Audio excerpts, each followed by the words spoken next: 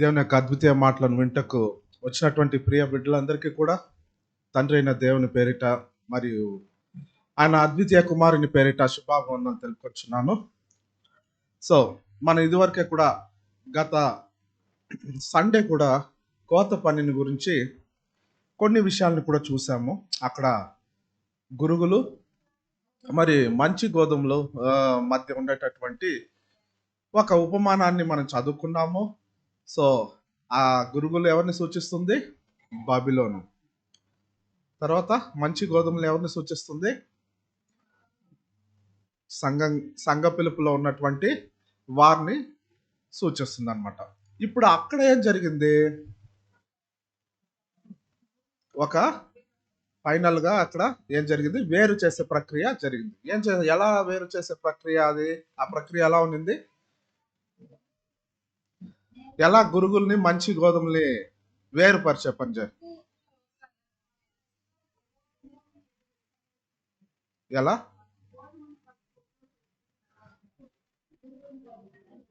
కట్టలు కట్టి కాల్చే పని జరిగింది. లాస్ట్ లో కూడా ఇంగ్లీష్ లో కొన్ని విషయాలను కూడా మనం చదివాము.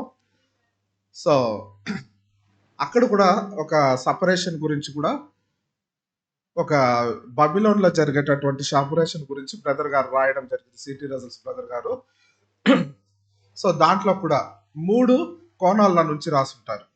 సో మంచి గోధుమలు మాత్రమే ఉండేటటువంటి సంఘంలో మనం ఉన్నట్లయితే అది ఏంటి? మనకి ఆత్మీకంగా ఎంతో ఆశీర్వాదకరము, దేవుని యొక్క పని ఎక్కువగా కూడా చేయొచ్చు. సో మనకి ఆత్మికంగా ఎదుగుదలకి ఎంతో ఉపయోగకరంగా ఉంటుంది. మనకి ఒక గొప్ప దాన్ని కనుగొన్నాము అనేటటువంటి గొప్ప సంతోషం ఉంటుంది. అదే ఒకవేళ సంఘంలో గోధుమలు ఎక్కువగా ఉంది, గురుగులు తక్కువగా ఉన్నప్పుడు అక్కడేం జరుగుతుంది? మనం ఏం చేయాలి? అక్కడ మన యొక్క పాత్ర, సంఘంగా పిలువబడిన వారు కంటిన్యూ టు సత్యాన్ని చెప్పేది, అక్కడ ఉండేటటువంటి లోపాలు, ఎర్రస్ ఏమైతే ఉందో అది కంటిన్యూస్ గా మనం చెప్తూనే ఉండాలి. ఇప్పుడు అక్కడ మంచి గోధుమలు ఎక్కువ ఉన్నందువలన ఏమవుతుంది? సత్యాన్ని అర్థం చేసుకొని మిగతా కాస్త గురువులు ఎవరైతే ఉన్నారో వాళ్ళు కూడా మారుతారు. మారలేని వారు ఆ సంఘంలో నుంచి కూడా వెళ్ళిపోతారు. ఇంకో కోణంలో నుంచి చూసినప్పుడు గోధుమలు, మంచి గోధుమలు తక్కువగా ఉంటాయి, గురుగులు ఎక్కువగా ఉంది. సో అలాంటి సంఘంలో మనము ఎంత సత్యం గురించి చెప్పినా కూడా గురుగుల యొక్క పర్సంటేజ్ ఎక్కువగా ఉండే దానివల్ల ఆ మంచి గోధుమలు ఉండేటటువంటి వాళ్ళు ఎంత సత్యం చెప్పినా కూడా ఆ సత్యాన్ని వాళ్ళు అర్థం చేసుకోరు, వీళ్ళని అణిచివేయడానికి ప్రయత్నిస్తూ ఉంటారు. సో ఇక్కడ మంచి గోధుమలు ఆ సంఘంలో, సో నువ్వు ఆత్మీకంగా బలపడడానికి ఎలాంటి అవకాశము లేదు. నువ్వు కానీ సంఘాన్ని మార్చడానికి కూడా ఎంత ట్రై చేసినా కూడా కుదరటం లేదు. కాబట్టి అటువంటి సంఘంలో రజల్ బ్రదర్ ఏం చెప్పారు? ఎట్లా చెప్పాలి? హంబుల్గా, పబ్లిక్గా చెప్పాలి. సో అందరిని కూర్చోబెట్టుకొని సాత్వికంతో సత్యం ఇది, దీనికోసం నేను ఇక్కడ నుంచి నాకు ఆత్మికమైన ఎదుగుదల లేదు కాబట్టి నేను వెళ్ళిపోతున్నాను అని చెప్పేసి వెళ్ళిపోవాలి. ఒకవేళ మీరు అలా చెప్పినప్పుడు సంఘంలో మార్పు వస్తే ఓకే, పర్లేదు. మార్పు లేని పక్షంలో మీరు వెళ్ళిపోవడం నీకెంతో మేలు అని చెప్పి రజల్ బ్రదర్ చెప్తున్నాడు. సో ఇది బబిలోన్లో ఉన్నటువంటి ఒక విషయం మనం అక్కడ నుంచి వచ్చేటప్పుడు. కానీ మనం ఇక్కడ వచ్చిన తర్వాత కూడా మనకి బబిలోన్ మైండ్ అనేది ఉంటే సేమ్ సంఘంలో ఉండే వాళ్ళకి సేమ్ మైండ్ అనేది ఇక్కడ కూడా కనుపరిచారంటే సేమ్ దాన్నే మనము ఇక్కడ ఇంప్లిమెంట్ చేయొచ్చు. సో రజల్ బ్రదర్ గారి యొక్క సూచన మనం అక్కడ చూసాం, ఆ వేరుపరిచే పని. ఆ తర్వాత ఏమవుతుంది? పొలాన్ని, ఆ గురుగులంతా పోగు చేసి ఒక చోట కాల్చడం జరుగుతుంది. కాల్చడం ఎందుకని కూడా మనం చూసాము. ఎందుకు కాలుస్తున్నారు? రానున్న రోజుల్లో అంటే 1000 ఏళ్ల పరిపాలన సంఘాన్ని ఉపయోగించుకొని దేవుడు ఒక పెద్ద పని చేయబోతున్నాడు. పెద్ద కోత పని. ఈ లోకంలో ఉండే వాళ్ళని అందరినీ కూడా సత్యంలోకి నడిపించే పని ఈ 1,44,000 మందిని ఉపయోగించుకొని చేయబోతున్నాం. సో కాబట్టి ఇప్పుడు వాళ్ళని ఉపయోగించుకొని సత్యాన్ని విత్తే పని ఇంకో యుగంలో చేస్తున్నాడు అనమాట.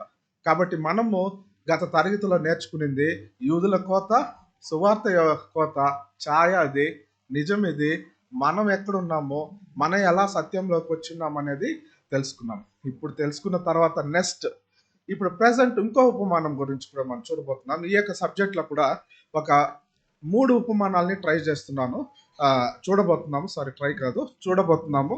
అందులో ఈ కోత పనిని గురించి మన ఆత్మికమైనటువంటి కార్యాల నిమిత్తం ఎటువంటి విషయాలు ఉన్నాయో నేర్చుకోబోతున్నాం. ముందుగా ఆధార వాక్యం చదువుకుంటాము. మత్తయి 25వ అధ్యాయము 13వ వచనం. గడియ అయినను మెలకువగా ఉండుడి. కాబట్టి ఆ దినమైనను గడియ అయినను మీకు తెలియదు, కాబట్టి మీరు మెలకువగా ఉండాలి. మీరంటే ఎవరు ఇక్కడ? మీరంటే సంఘానికి చెప్తున్నటువంటి మాట. సో ఇప్పుడు మనం చూసేటటువంటి సబ్జెక్ట్ చూసినట్లయితే పరిశుద్ధుల తరగతి యొక్క పరీక్ష, అలాగే వేరు చేసేటటువంటి ప్రక్రియ. ఇంగ్లీష్లో చూసినట్లయితే the testing and shifting of the century class. So మొదటగా మనము జయించువారు వెళ్ళే మార్గంలో ఇప్పుడు వస్తున్నాం అన్నమాట, వచ్చాం కదా. సో ఇప్పుడు సత్యంలోకి వచ్చిన తర్వాత ఈ యొక్క మార్గంలో ఇది ఒక మన ప్రయాణం, ఆత్మిక ప్రయాణం చిన్నదా పెద్దదా? సుదూర ప్రయాణం, లాంగ్ జర్నీ అది. సో ఈ సుదూర ప్రయాణంలో మనం జయించువారుగా ఉండాలి ఇక్కడ. సో బబిలోన్ల నుంచి మనం అడుగు పెట్టి వచ్చాము. ఇది ఎన్ని అడుగులు పెట్టాము అనుకుంటా ఉన్నారు మన ప్రయాణంలో? మొదటి అడుగు, ఫస్ట్ స్టెప్ అని బ్రదర్ చెప్తా ఉన్నాడు.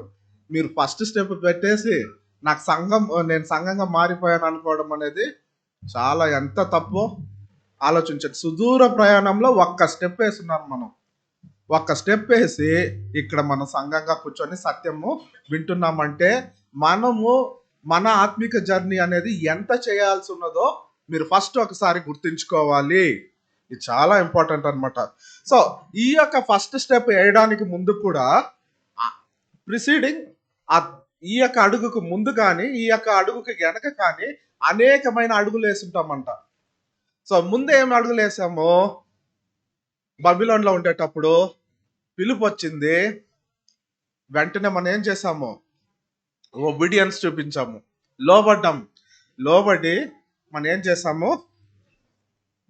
స్వభావ అభివృద్ధి కానీ, బలపరచడం కానీ, సత్యాన్ని వెతకడం కానీ, మన అనేకమైన విషయాల్లో తెలుసుకున్న తర్వాతే మనం ఏం చేస్తున్నామో ఆ సంఘాన్ని వదిలి మన ఇక్కడికి ఒక ఉన్నతమైన సత్యం ఉండేటటువంటి ఒక ఆత్మీయుల సంఘానికి ఇప్పుడు వచ్చిన్నాం అనమాట. ఇప్పుడు వచ్చిన తర్వాత అలాగే కూర్చుంటున్నామా? లేదు. అప్పుడున్న దానికంటే కూడా ఇంకా ఎక్కువ సబ్జెక్ట్స్ వింటూనే ఉన్నారు కదా, వేరే సబ్జెక్ట్. ఇప్పుడు మనం బేసిక్ లెసన్స్ అనేది మనకేంటి, ఎలాంటిది? అది జస్ట్ పాలాహారం మాత్రమే తాగాము. అంటే బలమైన ఆహారము ఎంతకాలం మీరు తినాలి? మీ జీవిత కాలంలో పాలాహారం ఎన్ని సంవత్సరాలు తాగుతారు మీరు? 1 year 1.5 year కూడా అనుకుంటాం. సో ఇజ్రాయెల్ ప్రజలైతే 4 సంవత్సరాలు కూడా పాలు తాగుతారంట, బలంగా ఉండడానికి కోసం అనేసి. కానీ ఇక్కడ మనం ఒక 1.5 year పాలాహారం తాగేసి వచ్చేసి ఇక్కడ కూర్చొని మనకి సత్యంలో అంతా తెలుసుకున్నాం అనుకోవడం కూడా చాలా తప్పు. మనం నేర్చుకోవాల్సి మన జీవిత కాలం అంతా కూడా బలమైన ఆహారము ఎన్ని సంవత్సరాలు తింటూ ఉంటామో మీరు ఆలోచించి చూడాలి. కాబట్టి ఇక్కడ బలమైన ఆహారాన్ని తింటున్నాము. తినేటప్పుడు ఇప్పుడు ఏమవుతుంది? జస్ట్ దాన్ని తినడం మాత్రమే మనం చేస్తున్నాము. అనుభవాలు, పరీక్షలు, అలాగే మనము అధిగమించి జయించు వారిగా ఉండడానికి కావాల్సినటువంటి అవకాశాలన్నీ కూడా దేవుడు మనకి ఇస్తూ వస్తున్నాడు. ఇప్పుడు ప్రతి అవకాశాన్ని వచ్చినప్పుడు మనం ఏం చేయాలి? అక్కడ తినడము ప్రూవ్ చేయాలి, తినాలి. మీరు ఎంత సత్యం అయితే తిన్నారో అక్కడ పరీక్షకు లోనైనప్పుడు మీరు అక్కడ ప్రూవ్ చేసుకోవాలి. సో తినడము పరీక్షకు లోను. ఇది ఒక సుదూరమైనటువంటి ప్రయాణము. ఇది ఒక్క రోజు ప్రయాణం కాదు, కొన్ని నెలల ప్రయాణం కాదు, మన జీవిత కాలం అంతా కూడా చేయవలసినటువంటి పనిగా ఉంటున్నది అనేది మనం అర్థం చేసుకోవాలి. ఒక వాక్యం చదువుకుంటాం, గలాతీయుల 5వ అధ్యాయం 1వ వచనము. గలాతీయుల 5వ అధ్యాయం 1వ వచనం.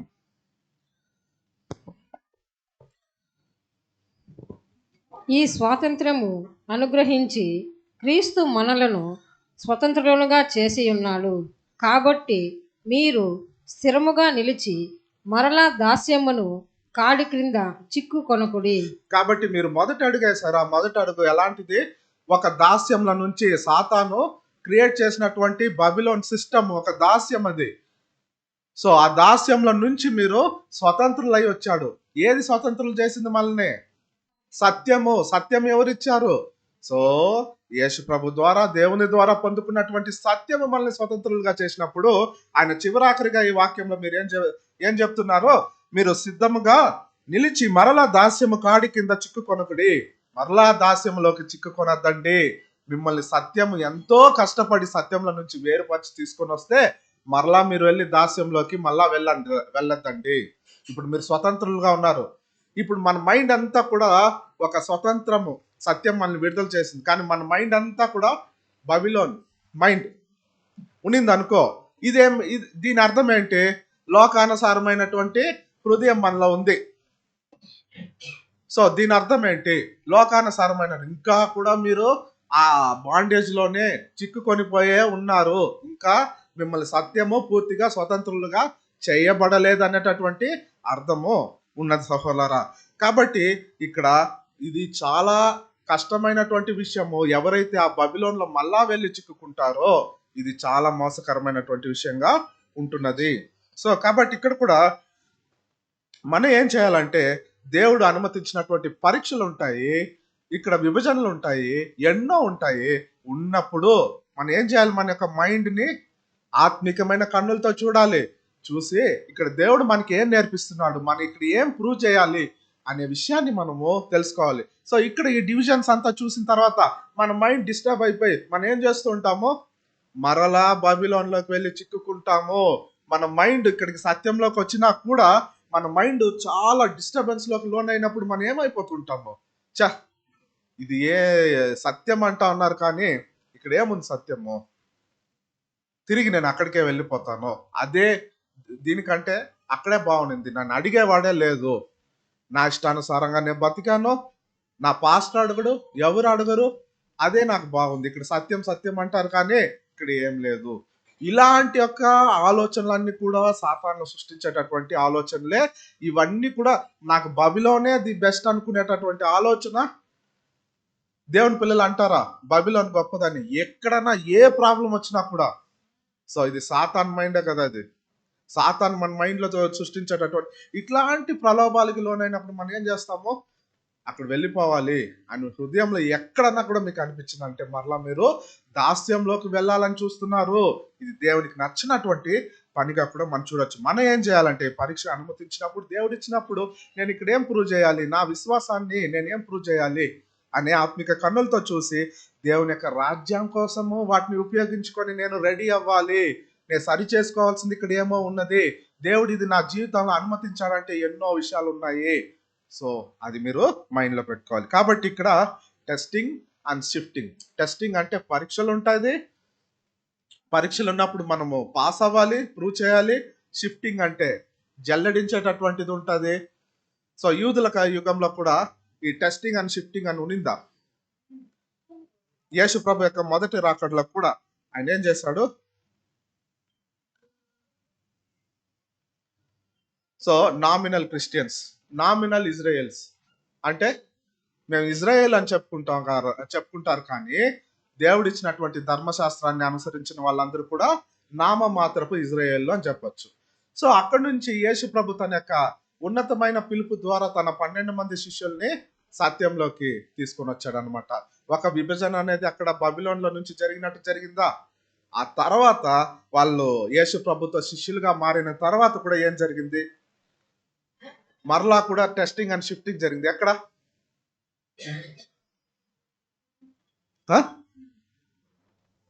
యేసు ప్రభు టైంలో అపోస్తులు వచ్చేసారు. యేసు ప్రభుతో పాటు శిష్యులుగా మారిపోయారు. తర్వాత కూడా వాళ్ళల్లో కూడా సపరేషన్ జరిగింది. ఒక సపరేషన్ ఏంటది? పేతురు, యూదా. అవునవును, ఎవరో ఒకరు చెప్తున్నారు. సో ఒక వాక్యం చదువుకుంటాం. యోహాను 13వ అధ్యాయం 10వ వచనం.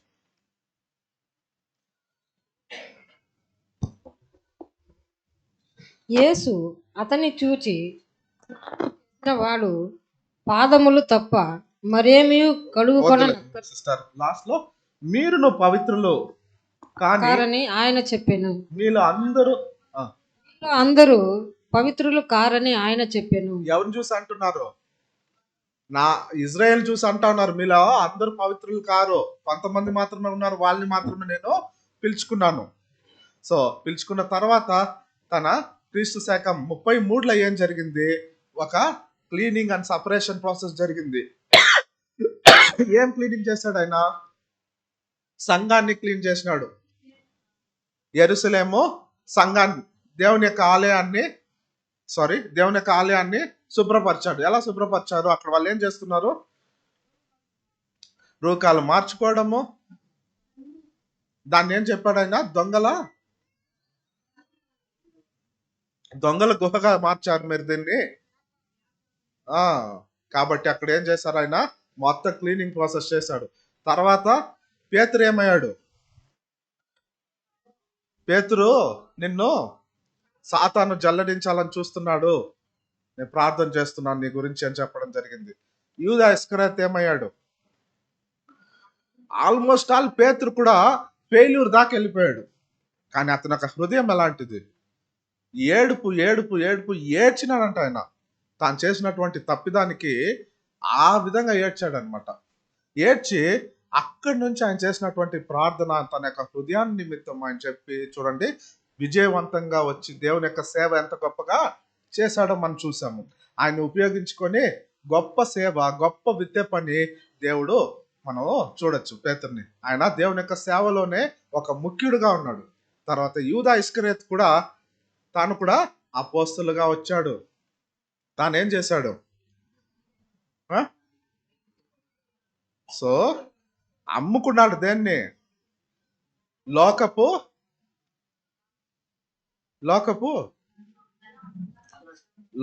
అడ్వాంటేజెస్ కోసము. అడ్వాంటేజెస్ అంటే లోకపు మేళ్ల నిమిత్తం తాను ఏం చేసినాడు? సత్యాన్ని అమ్మి వేసుకున్నాడు.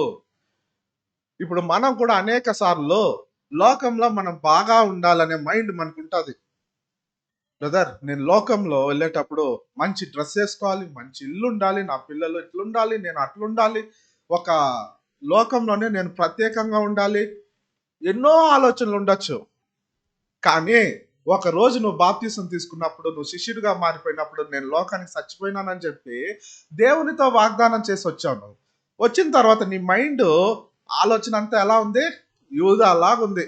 లోకం కోసం సత్యాన్ని అమ్ముతున్నామంటే అక్కడ నాకు లోకంలో గొప్ప కావాలంటే నువ్వేం చేయాలి? ఇక్కడ దానికోసం కష్టపడాలి. నువ్వు పరిగెత్తి పని చేయాలి, కూడబెట్టాలి, మంచి ఇల్లు కట్టాలి. ఇంకా నీ యొక్క లైఫ్ స్టైల్ అంతా నువ్వు గొప్పగా మనం అయిపోవాలనుకొని ఏమేమో ట్రై చేస్తూ ఉంటావు.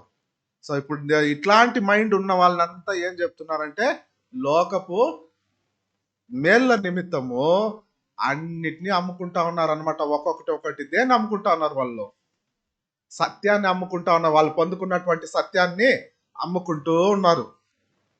సో తర్వాత ఈ యొక్క సువార్త యుగంలో కూడా ఇలాంటి ఒక డివిజన్, సపరేషన్ జరిగింది. ఎక్కడ చెప్పగలరా?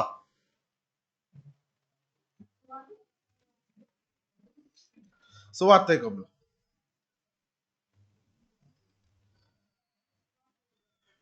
యుగంలో కూడా ఎప్పుడు బబిలోన్ తిరస్కరించబడింది? లాస్ట్ క్లాస్ లో చూసాము, 1878. అంటే మొదటి కోట ఎప్పుడు ప్రారంభమైందో, యేసు ప్రభు వచ్చిన తర్వాత అప్పుడే ఈ బబిలోన్ యొక్క తిరస్కరణ అనేది స్టార్ట్ అయింది అనమాట. సో అక్కడ నామమాత్రపు క్రైస్తవులంతా కూడా తిరస్కరించబడ్డారు. ఆ తర్వాత ఈ యొక్క టెస్టింగ్, పరీక్ష, అలాగే మళ్ళీ ఫిల్టరేషన్ పని, దాన్ని ఏమంటాము, జల్లిడించే పనికి జరుగుతూ ఉంది. ఇప్పుడు మనం వచ్చేసాము, ఈ సంఘంలో సత్యం పొందుకున్నాము. మన సంఘంలో ఏమన్నా టెస్టింగ్ లేదంటారా? మనకి ప్రతి ఒక్కరికి పరీక్ష ఉంది. వెళ్ళి వాళ్ళని అడిగి చూడండి, బ్రదర్, ఈ లోకంలో నేను సత్యం కోసం బతకాలంటే రోజు నిమిషానికి సచ్చి బతుకుతాను బ్రదర్. నేను సత్యం కోసం నిలబడి మంచిగా ఆలోచించిపోతే దూషిస్తా ఉన్నారు, నా మనసుకు చాలా కష్టం, నా బదులు దూషిస్తాం అనుకుంటాను, కానీ సత్యం ఆపేస్తా ఉంది. దేవుని కోసం నేను సైలెంట్గా వెళ్ళిపోతా ఉన్నాను, మనసు చంపుకుంటా ఉన్నాను. సత్యం కోసం నేను నిలబడడం కోసము ఈ లోకంలో ఉండే వాళ్ళంతా స్మార్ట్గా, మనం మాత్రం ఒక క్యూలో ఎలక్ట్రిసిటీ బిల్ కట్టాలంటే లైన్గా నిలబడుతూ ఉంటాం. మన దగ్గరికి వెళ్ళేసరికి ఒక నలుగురు మధ్యన దూరేస్తారు. కోపం వస్తుంది, ఫైట్ చేద్దాం అనుకుంటాము, కానీ అక్కడ సైలెన్స్, సమాధానంగా వెళ్ళాలి. ఇట్లా అనేకమైన విషయాలు ప్రతి నిత్యంలో కూడా మనకి దేవుని కోసం నిలబడితే కోపం. ఇంట్లో వాళ్ళు తిడతా ఉంటారు, మనకే బస్ట్ అయిపోతాం ఒక క్షణంలో. అయినా కూడా అక్కడ వచ్చి మన టెస్టింగ్ ఇది మనకి ప్రూవ్ చేసుకోవాలి. ఏం ప్రూవ్ చేసుకోవాలి? మనం ఎంత సమాధానంగా ఉన్నామో ప్రూవ్ చేసుకోవాలి. వాళ్ళతో ఓపిక్గా ఎంత తిట్టినా కూడా నువ్వు ఇంత సైలెంట్గా ఉన్నావంటే నువ్వేమన్నా మనిషా, లేకపోతే నీకేమన్నా దాన్ని ఏమంటావు తెలుగులో, తమిళ్లో స్వర్ణకట్ట జన్మం అనినా స్వర్ణీయ వెళ్ళి ఏమే లేదే నీకు, ఇన్ని మాటలు మాట్లాడినా కూడా అనేటటువంటి మనసు ఎవరికి ఉంటుంది అంటే దేవుని యొక్క పిల్లలకు మాత్రమే ఉంటుంది. సో ఇక్కడ కూడా 2 తరగతులు ఉన్నాయంట. ఇక్కడ 2 తరగతులు ఉన్నాయి మనలో. ఏం తరగతులు ఉన్నాయి? ఒక పేతురు తరగతి ఉంది, యూదా తరగతి కూడా ఉంది. పేతురు తరగతి ఎవరు? సత్యాన్ని పొందుకొని సత్యం కొరకు, ప్రభు కొరకు నమ్మకంగా జీవించే వాళ్ళు. మిగతా వాళ్ళు ఉంటారు అన్ఫెయిత్ఫుల్, అవిశ్వాసంగా ఉంటారు. సత్యం పొందుకున్నారు, అన్నీ ఉంటుంది. సో వాళ్ళలో చూసినట్లయితే మరలా కూడా వాళ్ళు సత్యంలోకి వచ్చి సంఘంలో కూర్చొని ఉంటారు, కానీ వాళ్ళ లోపల తీసుకునేదంతా కూడా అబద్ధ బోధే. ఎలా అబద్ధ బోధ అంటామో, వాళ్ళకి ఏమంటే ఈ సత్యం వింటా ఉంటారు, కానీ సత్యం గొప్పగా అనిపించదు. వాళ్ళకి లోకంలో బతికేదే గొప్పగా ఉంటుంది, లోకంలో ఉండేటటువంటి ఎంజాయ్మెంటే గొప్పగా ఉంటుంది. ఇక్కడ మీటింగ్ జరుగుతూ ఉంటుంది, అక్కడ ఇంకో ఫ్రెండ్ కాల్ చేస్తూ ఉంటారు, రారా ఇక్కడ పార్టీ పెట్టుకున్నామని. పార్టీనా? ఇక్కడ పోయి 1 అవర్ టైము ఎట్లా మనం వింటే కూడా అది మన మైండ్కి ఎక్కదు, అటే వెళ్ళిపోతాము. వీళ్ళకి అర్థం కాదు సత్యం విలువ అర్థం కాదు. సో అదే మనకి బెస్ట్గా అనిపిస్తుంది. ఇది ఎవరికైతే ఇట్లా బెస్ట్ అనిపిస్తుందో వీళ్ళందరూ కూడా యూదా ఇస్కరియోతు తరగతికి చెందిన వాళ్ళు. పేతురు తరగతికి చెందిన వాళ్ళు ఫ్రెండ్ అంతా నాకు లేదు, దేవుడే నాకు కావాలనుకునే వాళ్ళే పేతురు తరగతికి చెందిన వాళ్ళు సహోదరులారా. కాబట్టి ఇక్కడ కూడా పేతురు తరగతిని, యూదా ఇస్కరియోతు తరగతిని దేవుడు వేరుపరుస్తున్నారు. చదువుకుంటాం ఒక వాక్యం, మత్తయి 23వ అధ్యాయము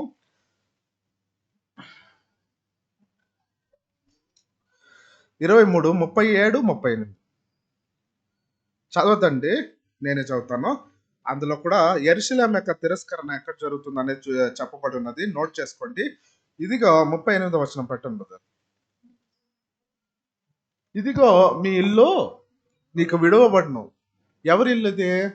ఇజ్రాయేల్కి చెప్పబడిన, ఇజ్రాయేల్ యొక్క తిరస్కరణకు చెప్పబడినటువంటి మాట. మత్తయి 21వ అధ్యాయము 12వ వచనము 13వ వచనం చదవండి. యేసు ప్రభు ఆలయాన్ని శుద్ధి చేసేటటువంటి పని. యేసు దేవాలయంలో ప్రవేశించి క్రయ విక్రయములను చేయు వారందరినీ వెళ్ళగొట్టి రూకలు మార్చువారి బల్లలను, గువ్వలమ్ము వారి పీఠములను పడద్రోసి నా మందిరము ప్రార్థన మందిరం అనబడును అని వ్రాయబడి ఉన్నది. అయితే మీరు దానిని దొంగల గుహగా చేసెడి వారాయను. సో యేసు ప్రభు వచ్చిన తర్వాత సువార్త యుగంలో తాను ఏం చేస్తున్నాడు?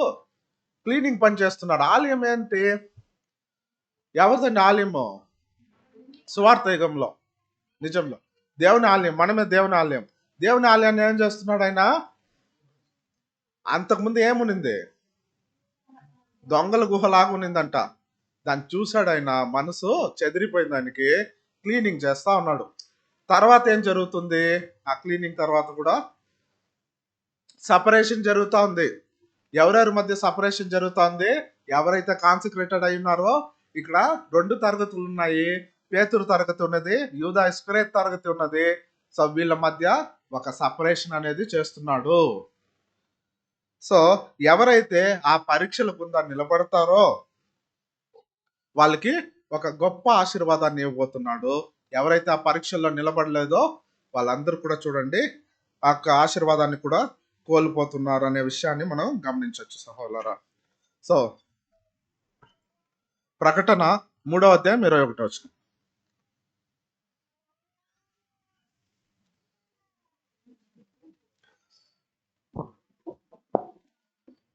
నేను జయించి నా తండ్రితో కూడా ఆయన సింహాసనమునందు కూర్చుండి ఉన్న ప్రకారము జయించు వానిని నాతో కూడా నా సింహాసనమునందు కూర్చుండనిచ్చేదను. ఓకే. సో జయించి వారికి తనతో పాటు తోటి వారసులుగా ఆయన ఏం చేస్తున్నాడు, ఒక సపరేషన్ చేసి జయించు వారిని, పేతురు తరగతి వారిని తనతో పాటు కూర్చొని సహవారసులుగా చేసుకొని పరలోక రాజ్యము, మహిమ ఇవన్నీ ఇచ్చి గొప్ప ఆశీర్వాదాన్ని ఇస్తానని చెప్తున్నాడు అనమాట. కాబట్టి ఇక్కడ సపరేషన్ ప్రాసెస్ అనేది, సో ఇక్కడ జల్లడించేటటువంటి పని జరుగుతున్నది. యేసు ప్రభు వచ్చిన రెండో రాకడలు అంటే మనం ఏ ఎదురు చూడాలి, ఇక్కడ క్లీనింగ్ జరుగుతుంది, సపరేషన్ జరుగుతుంది అనేది మన మైండ్లో ఉండాలి. సో మన సపరేషన్స్ చూసిన వెంటనే చాలా డిస్టర్బ్ అయిపోతుంటాం, కానీ మనము ఎదురు చూసేటటువంటి విషయమే అది. సో ఇక్కడ 10 కన్యకలను గురించినటువంటి ఉపమానం మనకు అందరికి తెలిసిందే కదా, ఎప్పుడో చదువుకున్నాను బ్రదర్. సరే, దాని గురించి మనం కొన్ని విషయాలని మనం చూసాము. అదే మన సబ్జెక్ట్ యొక్క పాఠము. మత్తయి 25 అధ్యాయము 1వ వచనం, ఒక్కొక్క వచనంగా చదవండి. పరలోక రాజ్యము తమ దివిటీలు పట్టుకొని పెండ్లి కుమారుని ఎదుర్కొనుటకు బయలుదేరిన 10 మంది కన్యకలను పోలి ఉన్నది. ఇప్పుడు మీరు మంచి స్టూడెంట్స్ కాబట్టి ఆన్సర్స్ చేస్తారు నేను. సో తర్వాత ఇది ఏ టైంలో జరిగేటటువంటి ఒక ఉపమానం? టైం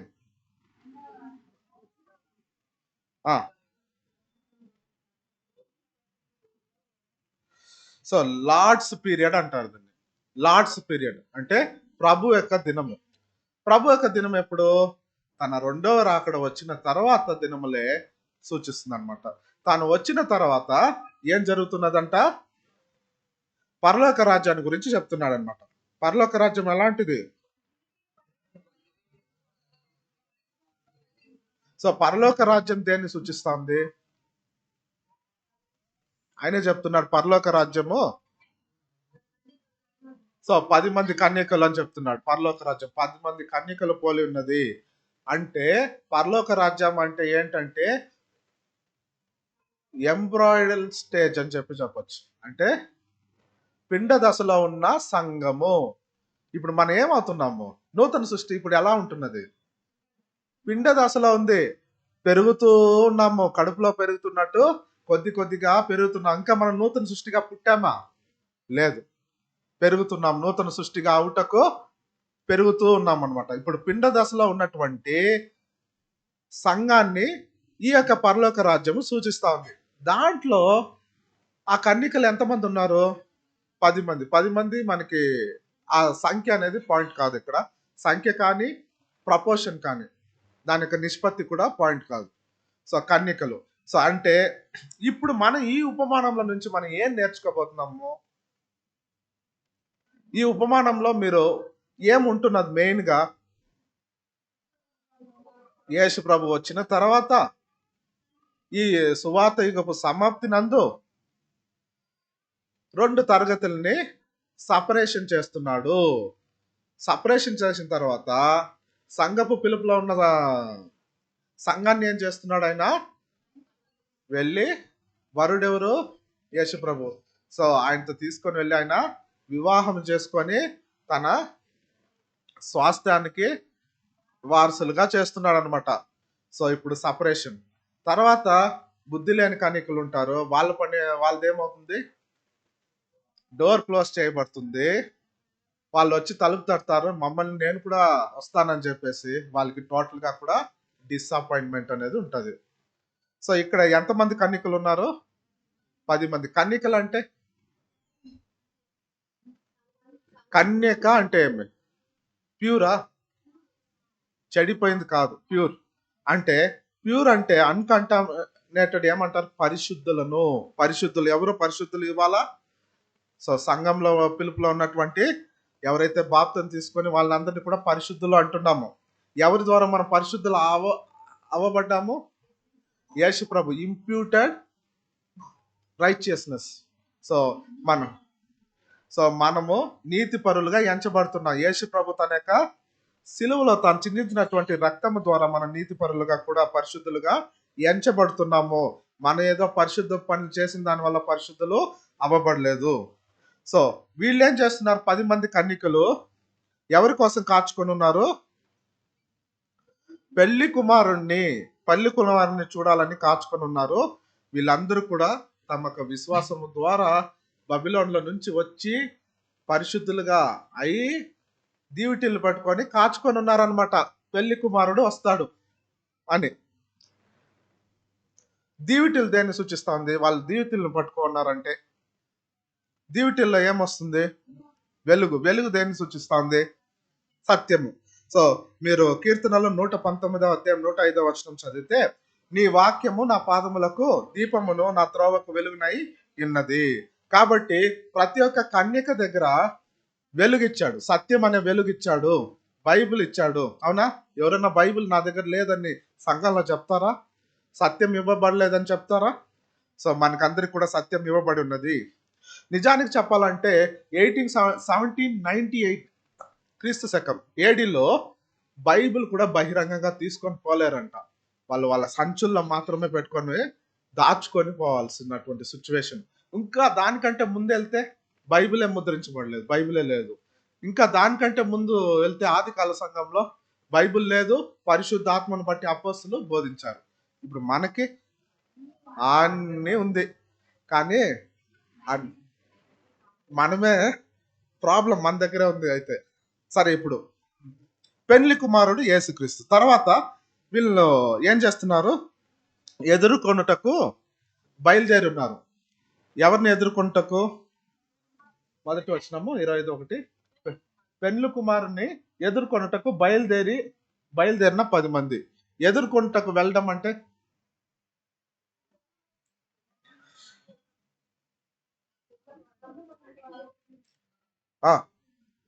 ఇప్పుడు ఒక ఛాయలో చెప్తాను. సో మిల్లర్ తను ఏం చేశాడంటే, మిల్లరైట్ మూవ్మెంట్ లేకుంటే అడ్వాంటిస్ట్ మూవ్మెంట్ అనేది ఉండిందనమాట 1844లో. వాళ్ళు ఏం చేశారు అంటే, యేసు ప్రభు రెండో రాకడలో వచ్చేసాడు, వాళ్ళందరూ కూడా మేఘరుడై వస్తున్నాడు అని చెప్పి వాళ్ళు ఏం చేశారు? గొప్ప ప్రకటన అమెరికా మొత్తము కూడా తన యొక్క వైడ్లీ ఇంటెన్స్లీ తన యొక్క విషయాలన్నీ కూడా అక్కడ చెప్పడం జరిగిందనమాట. సో ఇటువంటి ప్రచారము, కానీ అన్ని క్రిస్టియన్ డినామినేషన్స్ వచ్చి వాళ్ళతో పాల్గొనలేదు, కానీ ఆయన చాలా గొప్ప ప్రచారం అనేది చేయడం జరిగింది. ఇది దేన్ని సూచిస్తుంది అంటే, కానీ వాళ్ళకి ఏం జరిగింది? రెండో లాకల్లో ఆ టైంలో యేసు ప్రభు వచ్చాడా? గ్రేట్ డిసప్పాయింట్మెంట్ అనమాట వాళ్ళకి. సో కానీ ఇది దేన్ని సూచిస్తుందని రజుల్ బ్రదర్ గారు చెప్తున్నారంటే, యేసు ప్రభు తాను పుట్టినప్పుడు సో ఎక్కడ పుట్టాడు యేసు ప్రభు? బెత్లెహేంలో. అప్పుడు కొంతమంది జ్ఞానులు దేన్ని చూసుకుంటూ వచ్చారు? పైన ఆకాశంలో నక్షత్రాలను చూసుకుంటూ యేసు ప్రభు ఎక్కడున్నాడో చూద్దామని వచ్చున్నారు అనమాట. సో దాన్ని సూచిస్తుంది అంటున్నాడు అనమాట. కానీ ఎగ్జాక్ట్లీ 1844 తర్వాత 33 సంవత్సరాలు లేకుంటే 30 సంవత్సరాలు వేసుకోండి, ఆయన బాప్తిసం తీసుకున్నటువంటి రోజుకి ఏమవుతుంది? 1874 యేసు ప్రభు నిజంగా వచ్చాడు. 1874లో రజుల్ బ్రదర్ ఏం చేశారు? బైబిల్ స్టూడెంట్స్, యేసు ప్రభు 1874లో వచ్చేసారని చెప్పి వాళ్ళ యొక్క ప్రచారం అనేది చాలా ఎక్కువగా చేయడం జరిగింది అనమాట. ఒక మ్యాగజైన్ కూడా నేను చెప్తున్నాడు అనమాట. ఆ మ్యాగజైన్ గురించి నేను తర్వాత చెప్తాను. సో వీళ్ళు అంత ఎక్కువగా ప్రచారం చేయడం అనేది అక్కడ స్టార్ట్ చేసింది అనమాట. ఇప్పుడు నిజంగా యేసు ప్రభు వచ్చాడు. సో ఎదుర్కొంటకు వెళ్ళే స్టేజ్ ఇది. ఎప్పుడు? Miller moment. సో ఆ టైం ఇది సంఘానికి. ఆ తర్వాత 5 బుద్ధిగల కన్నికల్లో దేన్ని సూచిస్తుంది? 5 కన్నికలు ఎవరు? సంఘాన్ని సూచిస్తుంది. వాళ్ళ యొక్క గుణం ఏంటి? సో సంఘంగా ఉన్న వాళ్ళు ఎలా ఉంటారు? ప్యూర్గా ఉంటారు, జాగ్రత్తగా ఉంటారు. యేసు ప్రభు వచ్చేసాడంటే వెయిట్ చేస్తూ ఉంటారు, ఆతృతగా, ఉత్సాహంగా ఉంటారు, విశ్వాసంతో ఉంటారు, సత్యం వాళ్ళ దగ్గర ఉంటుంది, దేవుని యొక్క రహస్యాన్ని తెలుసుకొని ఉంటారు. గొప్ప ప్రేమ, సత్యపు వెలుగు వాళ్ళ దగ్గర ఉంటుంది. సో గొప్ప విశ్వాసము, పరిపూర్ణమైనటువంటి విశ్వాసము, దేవుని మాటలకి లోబడే వాళ్ళుగా కూడా ఉంటారు. తర్వాత మీరు చూడండి, ఫూలిష్ వర్జిన్స్, బుద్ధి లేని కనికలు. వీళ్ళ యొక్క గుణం ఏంటి? గొప్ప సమూహం అంటాం వీళ్ళని. ప్రేమ, ఉత్సాహము కొదవై ఉన్నది. తర్వాత వీళ్ళకేమంటే మొదటి ప్రేమ చల్లారిపోయి ఉంటుందంట. మొదటి ప్రేమ ఎవరు? మన ఫస్ట్ లవ్ ఎవరు? ఎప్పుడు వచ్చింది మనకి ఫస్ట్ లవ్? సత్యం విన్న వెంటనే మనకి లవ్ వచ్చేసింది. దేని మీద? సత్యం మీద, దేవుని మీద ప్రేమ వచ్చేసింది. ఆ ప్రేమ వచ్చింది, ఫస్ట్ లవ్. ఇప్పుడు మనకి ఈ దశలో, బ్రదర్, నేను ఆదిలో వచ్చినప్పుడు ఎంత జీల్ తెలుసా నా దగ్గర, ఎంత ప్రేమ తెలుసా, జస్ట్ ఆ క్లాస్ అంటే అరగంట సేపు ముందే వచ్చి కూర్చుంటాను, కానీ ఇప్పుడు అరగంట లేట్గా వస్తాను. ఇదేం ప్రాబ్లము? ఇది ఏ గుణము? గొప్ప సమూహంగా ఉండేటటువంటి, కానీ వాళ్ళు వర్జిన్సే, లోకంలో కలవరు, అన్నీ ఉంటుంది వాళ్ళ దగ్గర, కానీ వాళ్ళ దగ్గర కొదవైనది ఏంటి? జీల్. ప్రేమ చల్లారిపోయిందంట వాళ్ళకి. ప్రేమ చల్లారిపోయింది, విశ్వాసము తగ్గిపోయింది, లోబడే తత్వము తగ్గిపోయింది. క్లాస్ జరుగుతా ఉందంటే అన్ని వదిలేసి వస్తా ఉన్నాను బ్రదర్. ఈరోజు అది ఎక్కువగా అనిపిస్తా ఉంది. మా ఇంట్లో మా బంధువులు వచ్చారు. ఆ రోజుల్లో బంధువులు వస్తానని రావద్దు, నాకు ఇంపార్టెంట్ పని ఉందని చెప్పేసేవాడిని. ఈరోజు ఇది ఎక్కువగా అనిపిస్తా ఉంది. అంటే మీరు సంఘపు తరగతుల నుంచి ఎట్లా వెళ్ళిపోతా ఉన్నారు, గొప్ప సమూహంగా మారిపోతున్నారు అనేటటువంటి మీనింగ్. సో క్లాస్ సరిగా అటెండ్ అవ్వలేకపోతున్నాము. అటెండ్ అయినా కూడా ఇక్కడ కూర్చొని మైండ్ అంతా నాకు ఎక్కడో ఉంది. ఈ సబ్జెక్ట్ ఏం చెప్తున్నారు, దాంట్లో ఉన్నటువంటి మర్మం ఏంటో నాకు తెలియట్లేదు. అంటే దాని అర్థం ఏంటి? గొప్ప సమూహం మైండ్ అశ్రద్ధ, అజాగ్రత్త. ఇంకా ఏమన్నా చెప్పచ్చా? మాన గురించే కదా, చెప్పండి.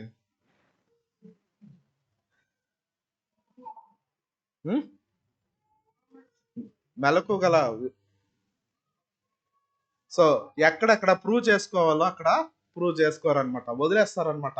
అయ్యో దీంతో మనం ఎందుకు పోరాడేది, పోతే పోన్లే, కాంప్రమైజ్. సో అస్థిరమైనటువంటి మనసు, చంచల బుద్ధి ఉంటుంది వాళ్ళకి. సో సత్యం పట్ల వాళ్ళకు ఉండేటటువంటి దృక్పథమే మారిపోయింది. చాలా స్ట్రాంగ్ గా ఉండేవాళ్ళు, ఏమైనా కానీ సత్యం కోసం నిలబడే వాళ్ళు, ఒక రోజు వాళ్ళ దగ్గర చంచల బుద్ధి అయిపోయింది, అశ్రద్ధ అయిపోయింది, కాంప్రమైజ్ అయిపోతూ ఉంటారు అనమాట. సో వీళ్ళ గురించి బ్రదర్ ఒక మాట చెప్తున్నారనమాట. రీప్రిన్స్ నంబర్ 5522 పారా 3లో, in the end of this age a division will take place in true church. So ఇటువంటి మైండ్ ఉండే వాళ్ళు దేవుడికి ఇష్టపడ్డ అనమాట. అట్లాంటి వాళ్ళని యేసు ప్రభు ఫిల్టరేషన్ చేస్తున్నాడు ఇక్కడ. సో మనకు యేసు ప్రభుతో మనం నిశ్చితార్థం చేసుకున్నాము, లవ్ వచ్చింది, నిశ్చితార్థము, బాప్తిసం తీసుకున్నాము. కానీ ఆ నిశ్చితార్థాన్ని మనం ఏం చేస్తున్నాం? ఆ రూల్ ని మనము బ్రేక్ చేస్తా ఉన్నాం. ఎవరు బ్రేక్ చేస్తున్నారు? యేసు ప్రభు, మనమా? నేను లోకానికి చనిపోయినాను, ఇవన్నీ నాకు వద్దు, నువ్వే నాకు కావాలని వచ్చేసి ఇప్పుడు ఇక్కడ కూర్చొని అన్ని నాకు కావాలి, అది కావాలి, ఇది కావాలి, సంఘంలోనూ నేను గొప్పగా ఉండాలి, అక్కడ గొప్పగా ఉండాలి, ఎక్కడ నేను సావను, బాగా నేను ఉండాలి అనుకునే మైండ్ వచ్చి లేవంటే ఈ యొక్క బబిలోన్ మైండ్ అనేది వాళ్ళ లోపల ఉంటుందన్నమాట. So breaking covenant. వీళ్ళకి ఏమంటే గొప్ప ట్రిబులేషన్స్ అన్నమాట. అంటే గొప్ప శ్రమ ఎవరి మీద? బబిలోన్ మీద తీసుకొని వస్తాడు. గొప్ప జడ్జిమెంట్ వస్తుంది. ఆ జడ్జిమెంట్ టైంలో వీళ్ళు ఎలా ఉంటారంటే లోకాన్ని చూస్తూ ఉంటారనమాట. సో సంఘ పిలుపు ఎట్లా పోయింది అనేసి ఇక్కడ చూస్తూ ఉండేటప్పుడు అప్పుడు వస్తుందన్నమాట, అయ్యో వీళ్ళకి ఇంత బాధ వచ్చిందా, నెక్స్ట్ మనమే ఏమో లోపల రగిలిపోతా ఉంటుంది. ఇక్కడ సంఘంగా మారిపోతా ఉంటారు కొంతమంది, వీళ్ళకి ఇక్కడ బాధ అయిపోతుంది అనమాట. సత్యం తీసుకుని వచ్చి నేను ఇలా అయిపోయానే, ఎలాగైనా నేను కూడా సత్యంలోకి రావాలని చెప్పి రగిలిపోయి తర్వాత వాళ్ళ యొక్క ప్రయాణాన్ని స్టార్ట్ చేస్తారనమాట. వీళ్ళకి ఎక్స్పీరియన్స్ పడి తెలుసుకోవాలి. సో అలా పడి తెలుసుకునేటటువంటి వాళ్ళు, సో అటువంటి శ్రమల కాలంలో వారి యొక్క వారి యొక్క దుస్తులను, మరకపడినటువంటి దుస్తులను ఉతుక్కుంటారు. అక్కడ ఉతికి దాన్ని క్లియర్ చేసుకుంటారు అనమాట. ఎప్పుడు? శ్రమలు వచ్చినప్పుడు. ఇంకా వారు కన్యకులుగా ఉన్నారు, లోకంతో కలిరు, కానీ లోకంతో కలిరు వాళ్ళు. మేము సపరేటెడ్గానే వాళ్ళు చూస్తారు, కానీ కానీ వాళ్ళ మైండ్ అంతా కూడా అలా ఉంటుంది. ఇప్పుడు వీళ్ళు ఏం చేస్తారంటే వాళ్ళ దగ్గర తమతో పాటు ఏం తీసుకోలేదు వీళ్ళు, నూనె తీసుకోవాలి. నూనె దేన్ని సూచిస్తుంది? సరే, ఆ సిద్ధెల నూనె దేంతో పెట్టుకుంటారు? సిద్ధెలతో. సిద్ధెలు, ఆ యొక్క నూనె బుడ్డి ఏదైతే ఉందో సిద్ధెలు, సిద్ధెలు దేన్ని సూచిస్తుంది? హృదయాన్ని. హృదయంలో ఏముండాలి? పరిశుద్ధాత్మ. సో ఈ యొక్క నూనెతో నింపబడి ఉండాలి. నూనెతో నింపబడి ఉండాలంటే మనం ఎలా ఉండాలి? మన మైండ్ ప్రతిరోజు వాక్యం వినాలి. వినాలా? సత్యం వినాలా?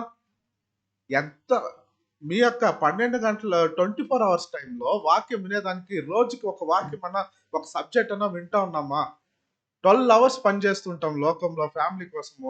ఒక 1 అవర్ దేవుని కోసము టైం ఇచ్చి వాక్యాన్ని వింటున్నామా అనేది మనం ఆలోచించాలి. వాక్యం విని దాన్ని అండర్స్టాండ్ చేసుకొని, తెలియకపోతే బ్రదర్ వాళ్ళతో డిస్కస్ చేసి డౌట్స్ క్లియర్ చేసుకొని ఉత్సాహంతో వాక్యం వింటా ఉంటేనే కదా ఉత్సాహం వస్తుంది. వాక్యం మనల్ని బలపరుస్తుంది. వినము, సంఘానికి పోము, వీక్ డేస్ మీటింగ్ అటెండ్ కాలేదు, పోనీ ఇంట్లో అన్నా వింటామంటే అది వినము. ఫ్యామిలీతో గడపాలి, అన్నిట్లో గడపాలి, ఫ్రెండ్స్ కావాలి, అన్ని కావాలనుకున్నప్పుడు ఇప్పుడు మనకి ఎట్లా వచ్చి ఆత్మికంగా మనం బలపడతామో? నిరుత్సాహం అనేది ఎలా వస్తుంది? బబిలోన్గా మనం ఒక బుద్ధి లేని కన్నికగా ఎలా మారిపోతున్నామో ఇక్కడ మనం అండర్స్టాండ్ చేసుకోవాలి. సో వీళ్ళు డౌట్స్ వచ్చినా కూడా వీళ్ళు ఏమన్నా బ్రదర్ ఏమన్నా అనుకుంటాడేమో అడగరు. మనకి ఏం తెలియదు అనుకుంటాడేమో ఈ డౌట్ అడిగితే, లేకుంటే ఇంకొకటి అని చెప్పి డౌట్లే అడగడము, లేకుంటే ఆయన అడిగితే నన్ను ఏమన్నా అంటాడేమో, తిడతాడేమో, అవమానపరుస్తాడేమో, ఇలాంటి ఒక మైండ్తో డౌట్స్ కూడా అడగరు, క్లియర్ చేసుకోరు, వద్దనుకుంటారు. సో అయితే బుద్ధి ఉన్న కన్నికలు ఏం చేశారు? నూనెను తీసుకుని వెళ్ళారు. సో చదువుకుంటాం ఒక వాక్యము, దానియేలు 12వ అధ్యాయం 10వ వచనం. బ్రదర్స్ ఇదేమో వాచ్ ఏం పని చేయలేదా? స్పీడ్గా వెళ్తాను. 12:10. అనేకులు తమ్మును శుద్ధిపరచుకుని ప్రకాశమానులను నిర్మలులను అగుదురు. దుష్టులు దుష్ట కార్యములు చేయుదురు గనుక ఏ దుష్టుడును ఈ సంగతులను గ్రహింపలేకపోవును, కానీ బుద్ధిమంతులు గ్రహించెదరు. బుద్ధిమంతులు గ్రహిస్తారు. ఏంటి? సత్యాన్ని గ్రహిస్తారు. విని విని విని విని వినికి నాలెడ్జ్ వస్తుంది. బ్రదర్ ఏం చెప్తారో అర్థమవుతుంది. ఏ రోజు విననోనికి సండే మాత్రం వచ్చి ఒక గంట సేపు కూర్చున్నోనికి అక్కడ ఉండే సత్యం బ్రదర్ లోతుగా ఏదో డిస్కస్ చేస్తూ ఉంటారు అనమాట. అని చూస్తూ ఉంటారు.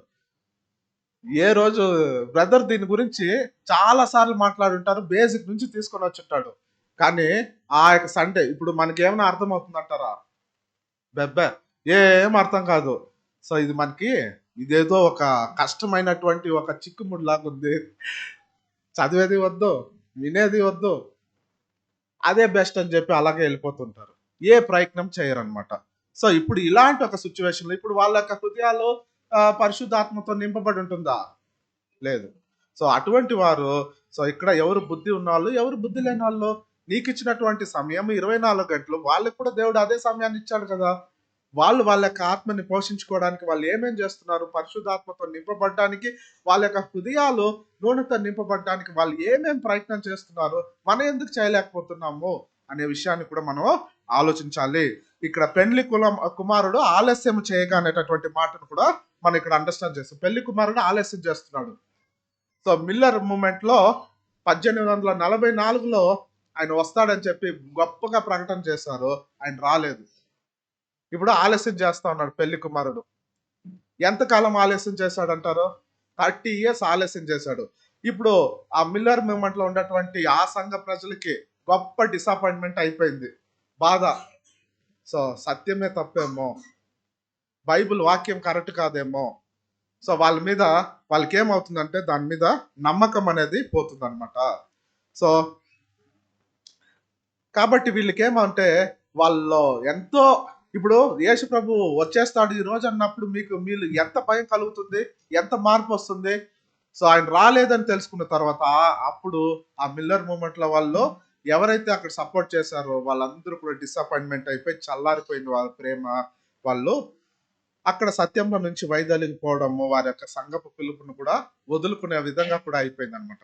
కానీ తర్వాత ఆయన ఆలస్యం చేసిన తర్వాత ఆయన వచ్చాడా? ఎప్పుడు వచ్చాడు? 18. సో దానికంటే ముందు ఆయన ఆలస్యం చేయగా వీళ్ళు ఏం చేశారు? కన్నికలు కొంతమంది నిద్రపోయారు, నిద్రించుచుండరి. దీని యొక్క అర్థం ఏంటి? వారి యొక్క ప్రేమ చల్లారిపోయింది. సో నిరాశ, అనిశ్చయత, సోమరితనం, అశ్రద్ధ ఇవన్నీ కూడా వాళ్ళకి వచ్చేసింది. సత్యాన్ని టోటల్ గా నెగ్లెక్ట్ చేశారు. సత్యం లేని పీరియడ్ గా కూడా అది అయిపోయింది అనమాట. ఆయన ఎప్పుడు వచ్చాడు?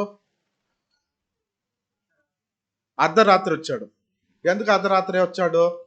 అర్ధరాత్రి అనేది ఏం సూచిస్తా ఉంది? పగల యొక్క ఆరంభాన్ని సూచిస్తా ఉంది. సో బిఫోర్ 12 noon ఏమవుతుంది?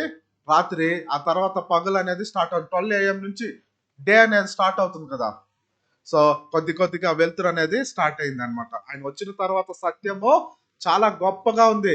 ఆ బిఫోర్ దట్ మిల్లర్ మూవ్మెంట్ తర్వాత ఒక 30 ఏళ్ల కాటం, ఒక డార్క్ ఏజెస్ గా కూడా చెప్పొచ్చు. సత్యం లేని సమయము వాళ్ళందరూ డిసప్పాయింట్ లోకి వెళ్ళిపోయినారు అనమాట సంఘంలో. ఆ తర్వాత చూడండి, గొప్ప వెలుగు యేసు ప్రభు వచ్చిన తర్వాత సత్యం వచ్చింది. ఆ సత్యం అనేది ఏమైంది? ఒక సికిల్ లాగా, ఒక కొడవలిలాగా ఏం చేసింది? సపరేషన్ చేసింది అనమాట. అందరినీ డివిజన్ లోకి తీసుకొని వచ్చింది అనమాట. ఆ తర్వాత మీరు చూడండి, గొప్ప కేకలు వేశారు. ఏమని కేకలు వేశారు? ఈ నిద్రపోయారు, తర్వాత కేకలు వేశారు. కేకలు మధ్యరాత్రి వేళ కేకలు. ఏం కేకలు? ఇదిగో పెళ్లి కుమారుడు వచ్చేసాడు అని కేకలు వేస్తున్నారు అనమాట. అది ఆ కేకలు వేసింది ఎవరు? రాజుల్ బ్రదర్ గారి ద్వారా 1874లో ఆయన ఈ యొక్క లోకానికి వచ్చి ఉన్నాడని చెప్పి గొప్పగా ప్రచారం అనేది జరిగింది. ఒక మిడ్ నైట్ క్రై అనేటటువంటి ఒక పత్రికలో 15,000 మంది పాఠకులు కూడా ఉన్నారనమాట. ఆ యొక్క అమెరికాలో చాలా గొప్పగా మిల్లర్ మూవ్మెంట్ తర్వాత రెండవసారి ఇక్కడ గొప్ప సౌండ్ తో చెప్పడం జరిగింది. అప్పుడు ఆ సౌండ్ ని విన్న వాళ్ళు, సంఘపు తరగతిలో ఉన్న వాళ్ళందరూ కూడా బబిలోన్ లో వదిలేసి వీళ్ళందరూ కూడా సత్యంలోకి వచ్చారు. ఇప్పుడు సత్యాన్ని ఇంకా లోతుగా తెలుసుకుంటాం. మనందరూ కూడా అలాగొచ్చిన వాళ్ళే కదా. తర్వాత ఇదిగో పెళ్లి కుమారుడు వచ్చేసాడు అన్నప్పుడు వాళ్ళు మైండ్ ఎలా ఉంటది? ఇప్పుడు ఆ వర్జిన్స్ విన్న వాళ్ళు ఎలా ఉంటారు? హ్యాపీగా ఉంటారు. హ్యాపీగా ఉంటారు. సరే, తర్వాత ఏం చేస్తారు? ఆ అది ముఖ్యము. హ్యాపీగా ఉండిపోయి మనకేం లాభం? అక్కడ యేసు బ్రహ్మల్ని పిలుచుకొని వెళ్ళాలి కదా, ఆశీర్వాదం ఇవ్వాలి కదా. ఇప్పుడు వీళ్ళు ఏం చేస్తారంటే వెంటనే, అయ్యో యేసు ప్రభు వచ్చేసాడు, ఏం చేసేయాలి? వాళ్ళు ఏం చేశారు? వాళ్ళు వెంటనే ఆ బుద్ధి ఉన్న కన్నికల దీవిటల్ని చక్కపరుచుకున్నారు, ట్రిమ్మింగ్ చేశారు. చక్కపరచడం అంటే ఎందుకు చక్కపరచాలి? వెలుగు బాగా వస్తుందా చక్కపరిచినప్పుడు? అంటే వారిలో ఉండేటటువంటి తప్పిదాలు, ఎర్రర్స్, నా కొరత ఏంటి? అయ్యో యేసు ప్రభు వచ్చేసినాడు, నాకు టైం లేదు, నాలో కొరత ఏంటి? వెంటనే బైబిల్ అనే వెలుగులో వాళ్ళు చూస్తారనమాట. సో ఈ తప్పులున్నాయి, సరి చేసుకోవాలి, వెంటనే సరి చేసుకోవాలి, టైం లేదు నాకు అని చెప్పేసి ఒక్కొక్కటిగా సరి చేసుకుంటారనమాట. ట్రిమ్మింగ్ చేయడం అంటే అది. ఇప్పుడు వారి యొక్క వెలుగు ఎలా అయిపోయింది? ట్రిమ్మింగ్ చేసుకున్న వెంటనే ప్రకాశవంతం అయిపోయింది. అవునా?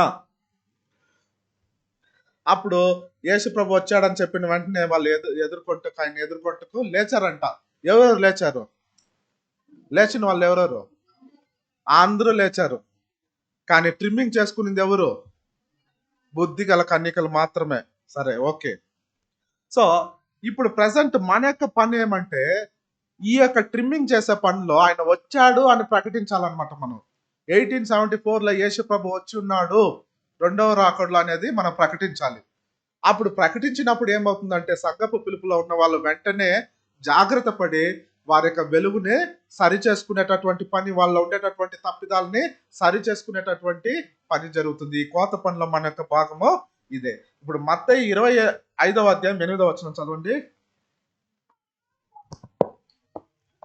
బుద్ధి లేని ఆ కన్యకలు ఆ దివిటీలు ఆరిపోచున్నవి గనుక మీ నూనెలో కొంచెము మాకీయుడి అని బుద్ధిగల వారిని అడిగిరి. సో నూనెలో కొంచెము మాకు ఇయ్యండి. పరిశుద్ధాత్మ ఏ సహోదరుడైనా కూడా ఇంకో సహోదరుని వెళ్ళి అడుగుతున్నాడు అనమాట, నీ దగ్గర ఇంత పరిశుద్ధాత్మ ఉంది, నాకు కొంచెం పరిశుద్ధాత్మ ఇవ్వమని చెప్పి అడిగితే ఇచ్చేదానికి నీకు అధికారం ఉందా? ఛాన్సే లేదు. నువ్వేం చేయగలవు? ఆ సహోదరునికి గైడెన్స్ ఇవ్వగలవు అనమాట. నేను ఏ విధంగా పరిశుద్ధాత్మను పొందుకున్నాను, నేను సత్యం విన్నాను, యేసు ప్రభు నాకు ఎన్నో శ్రమలు ఇచ్చాడు, నేను అక్కడ ప్రూవ్ చేసుకున్నాను, ఇంకా ఇంకా ఇంకా కూడా సత్యం ఇచ్చాడు, నేను విని విని విని నాలో సరి చేసుకుంటూ నాలో పరిశుద్ధాత్మను, నాలో సత్యము, నాలో వెలుగు, సత్య వెలుగును అభివృద్ధి పరుచుకున్నాను అనేది వాళ్ళకి చెప్తాం అనమాట. సో ఎవరికి కూడా పరిశుద్ధాత్మను ఇవ్వలేరు అనే విషయాన్ని కూడా మనం ఇక్కడ గ్రహించాలి. We can do only teaching అనమాట. సో ఇప్పుడు వీళ్ళలో గొప్ప యేసు ప్రభు వచ్చాడన్న వెంటనే వీళ్ళకి ప్రకటిస్తున్నాము. వీళ్ళు ఏం చేస్తున్నారు? ట్రిమ్మింగ్ ఏం చేయలేదు, సరి చేసుకునే పని ఏం చేయలేదు. వీళ్ళు ఏం చేస్తున్నారు? సరి చేసుకోకుండా పరిశుద్ధాత్మ మాత్రం మాకు కావాలి. ఎందుకంటే పరిశుద్ధాత్మ ఉంటే, ఆయిల్ ఉంటే ఆశీర్వాదము. కానీ ఆ పరిశుద్ధాత్మకి ఎలా కష్టపడాలి, ఆ ఆయిల్ తెచ్చుకోవాలంటే ఇప్పుడు ఏం బుద్ధి ఉంటే కన్నికలు ఏం చెప్తున్నారు? నువ్వు వెళ్ళి మాకు చాలదు. 9వ వచనం చదవండి. అందుకు బుద్ధిగల కన్యకలు, మాకును మీకును ఇది చాలదేమో, మీరు అమ్మవారి యొద్దకు పోయి కొనుక్కొనిడి అని చెప్పిరి. కాబట్టి ఇది మాకు కూడా చాలదేమో, మాకుండే స్పిరిట్ ఏమేమో ఇంకా కూడా మీరేం చేయాలి? మీరు వెళ్ళి అమ్మవారి దగ్గర, అమ్మవారు అంటే ఇక్కడ ఏమంటే పోయి ఎక్స్పీరియన్స్ తీసుకో. నువ్వు పొందుకున్నటువంటి సత్యము ఇదే మార్గము. నువ్వు ఎక్స్పీరియన్స్ తీసుకొని ఆ సత్యాన్ని పొందుకొని సరి చేసుకొని నీ యొక్క క్యారెక్టర్ అభివృద్ధి పొందుకొని నువ్వు ఆ యొక్క ఆత్మ ఫలములు పెంపొందించుకొని రా అని చెప్పి చెప్తారనమాట. అప్పుడు వీళ్ళు ఏం చేస్తారు? వేరే ఆప్షన్ లేదు కదా వాళ్ళకి. ఇంకా సహోదరులు ఒక అడ్వైస్ చేస్తారు, ఇదే మార్గం అని. ఇంకా వెళ్ళి ఆయిల్ తెచ్చుకునే దానికి వెళ్తారనమాట. సో మనకు కూడా ఏం అవకాశం ఇచ్చాడు? యాకోబు 1:5లో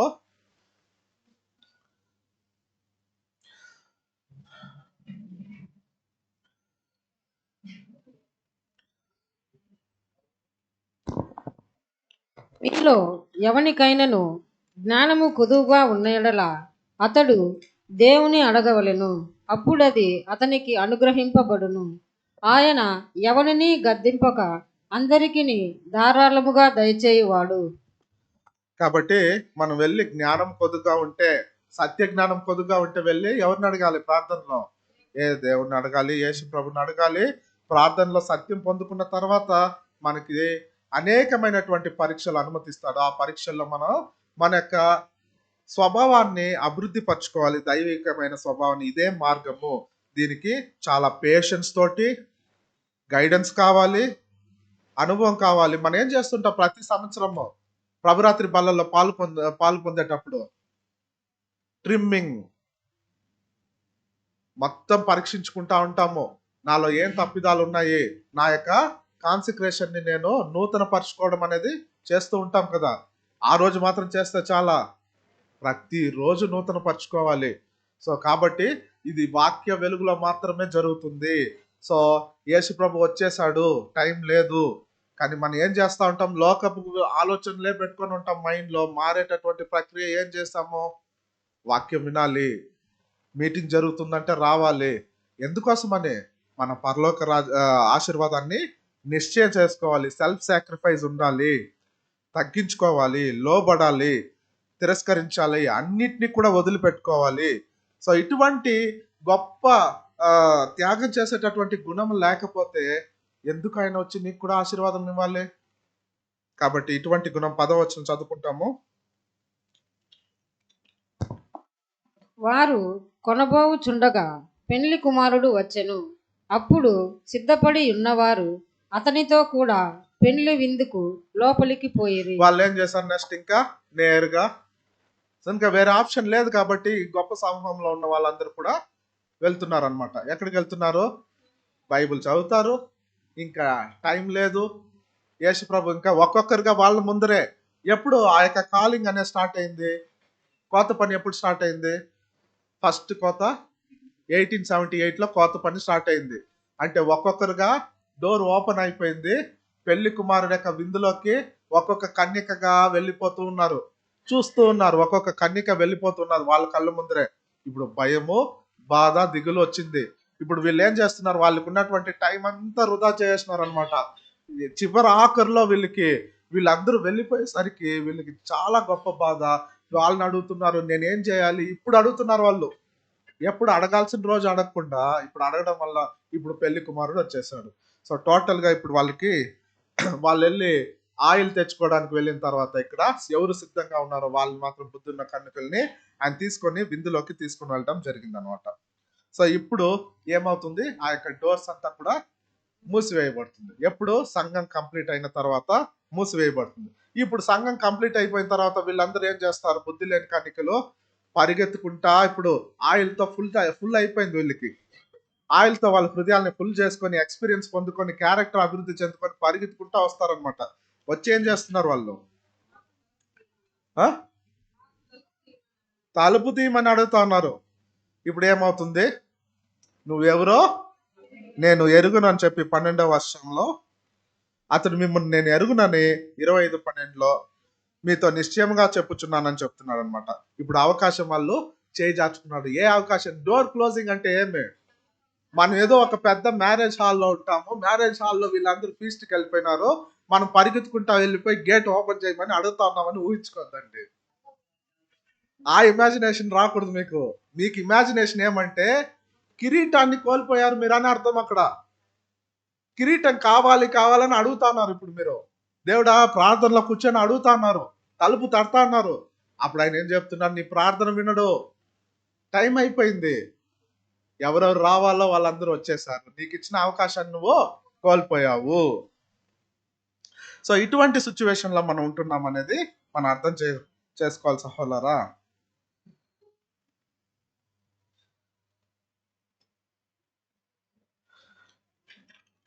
ఇప్పుడు జనరల్ కాలింగ్ ఎప్పుడు అయిపోయింది చెప్తా. General calling 1881. Thank you sister.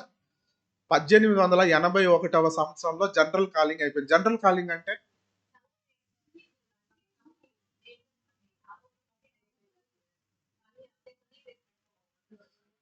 First call.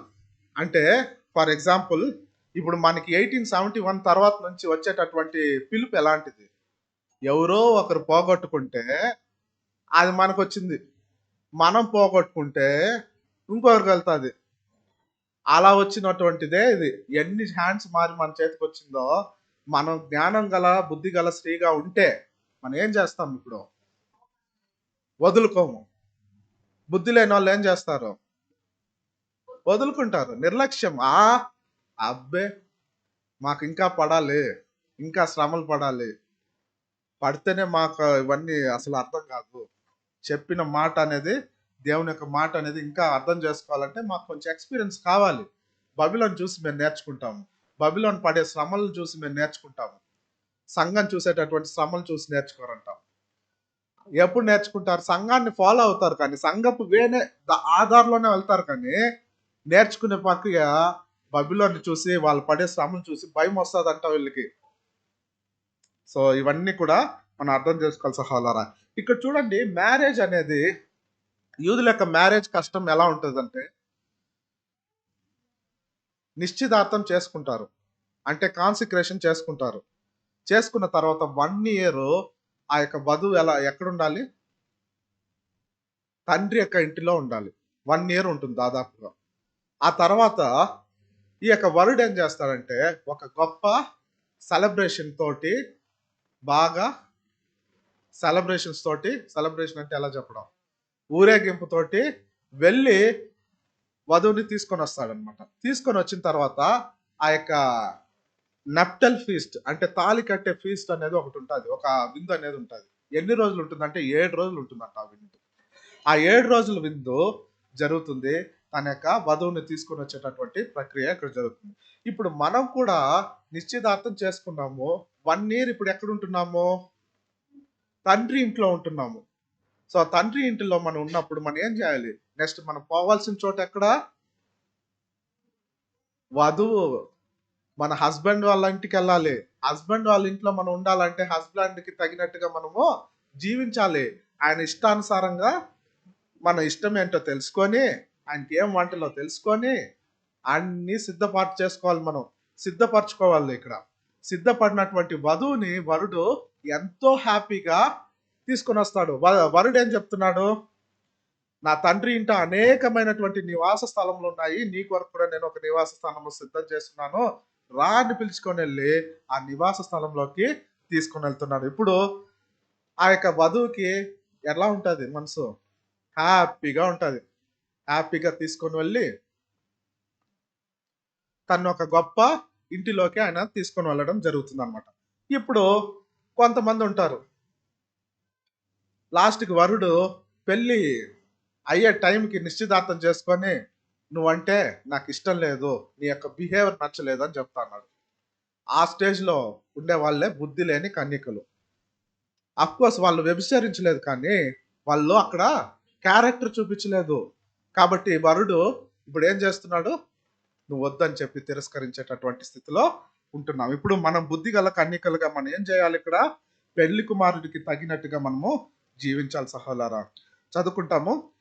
కీర్తనలు 45వ అధ్యాయము ఎక్కడి నుంచి చదువుతారంటే 12 నుంచి 17 వరకు చదవండి. టైం అయింది, మీకు ఆకలిగా ఉంటుందని తెలుసు, క్లోజ్ చేస్తాం. 45 బ్రదర్.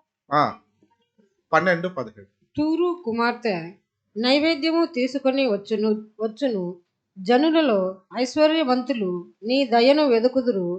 అంతఃపురములో నుండు రాజకుమార్తె కేవలము మహిమ గలది. ఆమె వస్త్రము బంగారు బుట్ట పనిచేసినది.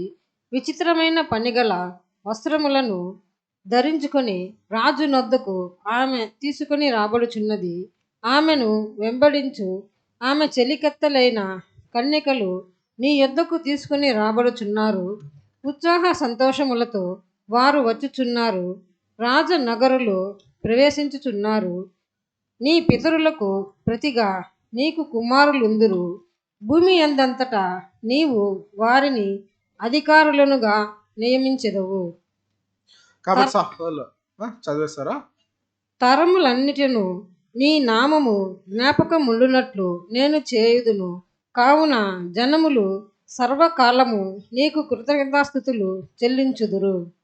కాబట్టి ఇది ఎవరి గురించి చెప్పబడి ఉన్నదంటే ఆ యొక్క బుద్ధి గల కన్యకను గురించి, సంఘ తరగతిలో ఉన్నటువంటి వారిని గురించే చెప్పబడుతున్నది. నీ తండ్రి ఇంటిని విడిచి రమ్మని చెప్తున్నాడు అనమాట సౌందర్యవతి. తండ్రి ఇల్లు అంటే ఏంటి? మన తండ్రి ఎవరు? ఆదాము. ఆదాము యొక్క ఇంటిని, ఈ లోకాన్ని విడిచి రా అని చెప్పి ఇచ్చేటటువంటి పిలుపునే. కానీ నేను లోకంలోనే ఉంటాను, నా మైండ్ అంతా లోకపు మైండే ఉంటుంది, నాకు వద్దంటే పెళ్లి కుమారుడు నిన్ను రిజెక్ట్ చేస్తాడు. కాబట్టి ఈ యొక్క బుద్ధిగల కన్యకలు చూడండి ఏ విధంగా ఉంటున్నారంటే చాలా ప్రిపేర్డ్గా ఉంటారు. వాళ్ళకి చూసినట్లయితే ఒక శ్రద్ధ ఉంటుంది, ఒక ఉత్సాహం ఉంటుంది. ఏ దేవుని యొక్క పని కానీ, వాక్యం వినాలి కానీ, ప్రతిరోజు వాళ్ళని వాళ్ళు సరి చేసుకునేటటువంటి ఒక గొప్ప మైండ్ అనేది వీళ్ళకి ఉంటూనే ఉంటుంది అనేది మనం మైండ్లో పెట్టుకోవాలి సహోదరా. కాబట్టి ఇటువంటి సందర్భంలోనే యేసుప్రభు చెప్తున్నాడు, విడిచి రా అంటే ఇక్కడ ఏమంటే ఒక సపరేషన్ అనేది ఉంటుంది. కాబట్టి ఈ యొక్క కాన్సిక్రేటెడ్ చేసిన వర్జన్స్కి సత్యం ఇచ్చాడు, కానీ ఆ యొక్క కన్యకల మధ్యలోనే విభజన చేస్తున్నాడు. బుద్ధి లేని వారు, బుద్ధి ఉన్న వారిని ఏ విధంగా చేస్తున్నాడంటే వారిని పరీక్షిస్తూ, వారి యొక్క విశ్వాసాన్ని పరీక్షిస్తూ ఉన్నాడు. కాబట్టి ఎవరైతే బుద్ధి లేని వారు ఒక గొప్ప శ్రమల కాలంలో వాళ్ళు బబిలోనికి వచ్చినటువంటి శ్రమల్లో వాళ్ళు తెలుసుకొని వాళ్ళ యొక్క స్వభావాన్ని కూడా అభివృద్ధి చేసుకుంటూ ఉంటారనే విషయాన్ని కూడా మనం గమనించాలి. సో ఆమె వస్త్రం కూడా చెప్పాలంటే 13వ వచనంలో బంగారు బుట్ట పని చేసింది, ఎంతో జాగ్రత్తగా నేసినటువంటి వస్త్రాన్ని ఇచ్చున్నాడు, నీతి వస్త్రాన్ని. మీరు ఒక ఉపమానము మత్తయి 22వ అధ్యాయం 1 నుంచి 14 వరకు కూడా చూసినట్లయితే ఆ వస్త్రం గురించి చెప్పబడి ఉన్నది. ఆ వస్త్రాన్ని చూడండి, ఆ వెడ్డింగ్ వస్త్రం ఏదైతే ఉందో చూడండి, గొప్ప అలంకారంతో కూడినటువంటి ఆ యొక్క వస్త్రాన్ని ధరించినటువంటి ఆ యొక్క స్త్రీ చూడండి, మామూలుగా ఈ యొక్క యూదుల యొక్క పెళ్లిలో ఏం చేస్తున్నారంటే అందరికి వైట్ డ్రెస్ ఇచ్చేస్తారంట. ఆ వైట్ డ్రెస్ వేసుకొని వస్తారు ఫీస్ట్ లోకి. ఒక వ్యక్తిని మాత్రము తను ఏం చేస్తున్నారు, తన డ్రెస్ ని తీసి వేసేస్తుంటాడు. నువ్వు డ్రెస్ వేసుకోలేదే అని చెప్పేసి అతను ఏం చేస్తున్నారనమాట, ఆ పెళ్లి విందులో నుంచి బయటికి పంపించేస్తా ఉన్నారు. అతను ఏం చేశాడు, సత్యంలోకి వచ్చిన తర్వాత తానికి ఇచ్చినటువంటి వైట్ డ్రెస్ తాను ఏం చేస్తున్నాడు, తీసి వేసేస్తున్నాడు. మనలో ఎవరైనా ఉంటే కూడా మన యొక్క విందులో నుంచి బయటికి నెట్టివేయబడతాము, ఆ యొక్క ఆశీర్వాదాన్ని కోల్పోబడతాము అనేది గుర్తు చేసుకోవాలి సహోదరా. ఒక వాక్యం ఆఖరిగా కూడా మనం చదువుకుంటాము, ఇంగ్లీష్ లో చదువుతాను. There is nothing in parable to indicate that the foolish virgins will be aware of their foolishness. అంటే ఈ యొక్క ఉపమానం ఏం చెప్తుందంటే బ్రదర్ గారు, 3rd వాల్యూమ్ పేజ్ నెంబర్ 194లో foolish virgins will be awareness of their foolishness అంటే వాళ్ళ యొక్క బుద్ధి లేనితనాన్ని వాళ్ళు తెలుసుకోలేని ఒక బ్యాడ్ సిచ్యువేషన్ లో ఉంటారంట వాళ్ళు.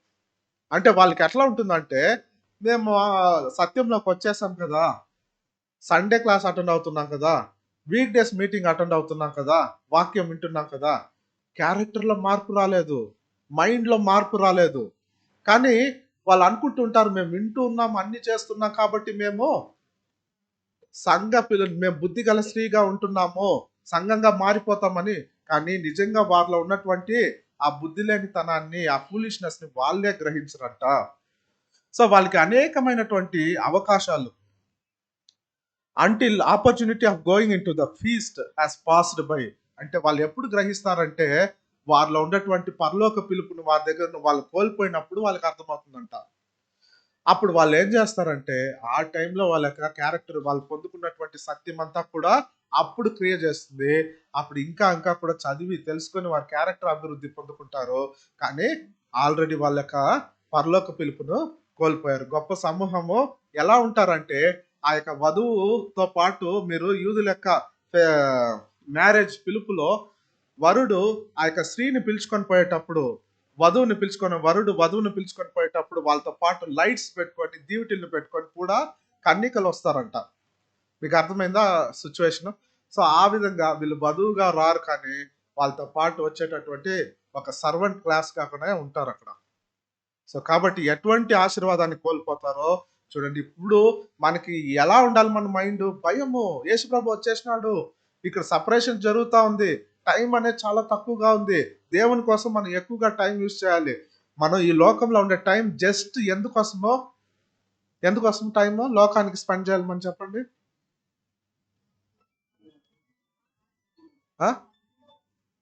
లోకంలో తినడానికి, లోకంలో టైం స్పెండ్ చేయడం ఎందుకోసమో? తినేది సంపాదించుకోవాలి అంతే, జీవనం కోసం అంతే. అక్కడ సంపాదించుకున్నామా, టైం అయిపోయిందా, చాలు, ఎంత వస్తుందో అంతే చాలు. ఇంకా నా టైం అంతా దేవుని కోసం నేను వధువుగా సిద్ధపడుతున్నాను, నాకు టైం లేదు, నిశ్చితార్థం అయిపోయింది, వరుడు వస్తాడు. ఆధార వాక్యం ఏంటి?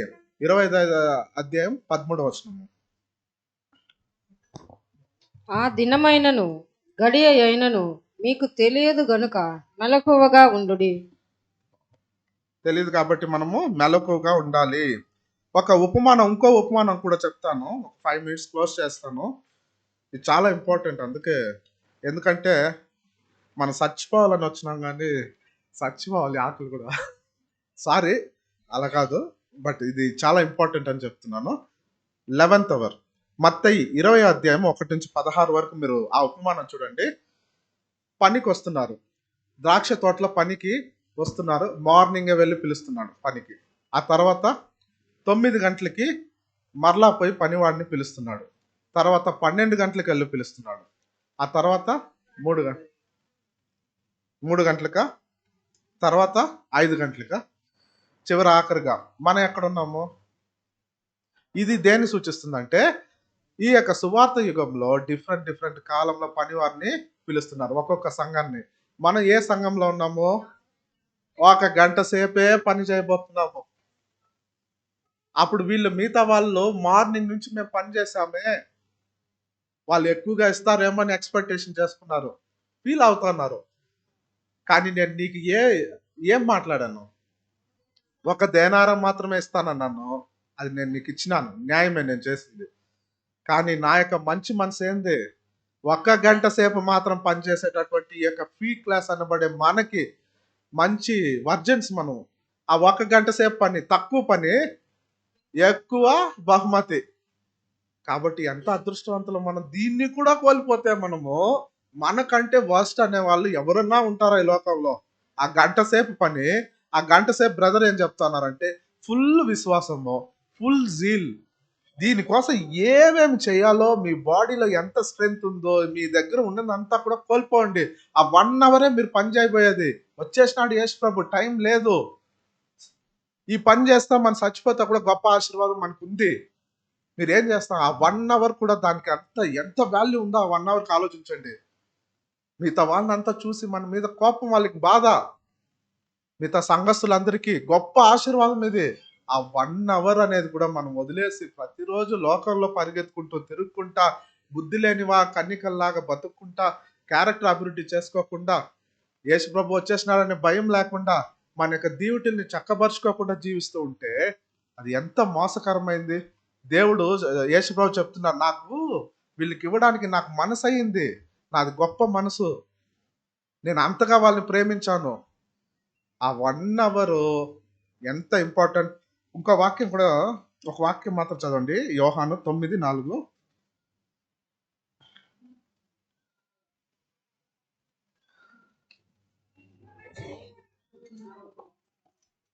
యోహాను 9:4. పగలున్నంత వరకు నన్ను పంపిన వాని క్రియలు మనము చేయుచుండవలెను. రాత్రి వచ్చుచున్నది, అప్పుడెవడూనూ పని చేయలేడు. కాబట్టి ఇప్పుడే మనం పని చేయాలి. పగలుంది, సమయం ఉంది. దీనికంటే ఇంక నెక్స్ట్ టైమే లేదు. వేరే టైం లేదు మనకి. పని చేసేదానికి ఇప్పుడే క్లోజ్ అయిపోతుంది, డోర్ క్లోజ్ అయిపోతుంది. ఇంకా మనం పని చేయకపోతే ఇప్పుడు వేరే ఆప్షనే లేదు మనకి. సో లోకాన్ని వదిలేయండి, ఫ్రెండ్షిప్ వదిలేయండి, బంధువులు వదిలేయండి, అన్నిటినీ వదిలేయండి. దేవుడే మనకి ఇప్పుడు ఆ 1 అవర్ ఎఫిషియెంట్గా మనం ఎంత ఎఫిషియెంట్గా యూజ్ చేస్తామో సంఘంగా మారే అవకాశము ఉంది. ఇంకో వాక్యం చదువుకోండి, మత్తయి 27. ఇంకో ఒక్క వాక్యం చదివి నేను ముగించుకుంటాను. 27, మత్తయి 27, 20 అధ్యాయం 7వ వచనం.